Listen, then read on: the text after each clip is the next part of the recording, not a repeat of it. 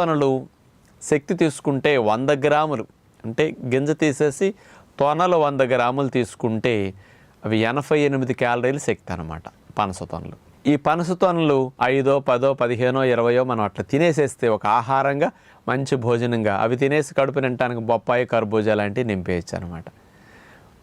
ఏదన్నా ఒక ప్రకృతి ప్రసాదించిన ఫ్రూట్ను మంచిగా తినే అదృష్టం ఉంటే మరి ఇట్లాంటి వాటికి డబ్బులు ఖర్చు పెట్టి కొనుక్కుంటే మంచిదని విజ్ఞప్తి. ఈ పనస తొనలకి మనం కొనుక్కొని తినేటప్పుడు గింజలు లోపల వస్తుంటాయి. ఆ పనస గింజల్ని మనం ఎలా ఉపయోగించవచ్చు? మీరందరూ తెలియక పారేస్తూ ఉంటారు. దీన్ని పారేయకుండా పనస గింజల్ని ఎట్లా చేసుకోవచ్చు అంటే కాల్చి తింటే భలే బాగుంటాయి. నుప్పుల్లో వేసి కాల్చుకోవటానికి అవకాశం ఉంటే చేసుకోవచ్చు. నుప్పుల్లో వేయకుండా కూడా ఇప్పుడు మనకి మందపాటి మూకుళ్ళు ఉంటాయి, పూర్వం రోజులు గుంట మూకుళ్ళు, అలాంటి వాటిలో పెట్టేసేసి మీరు పైన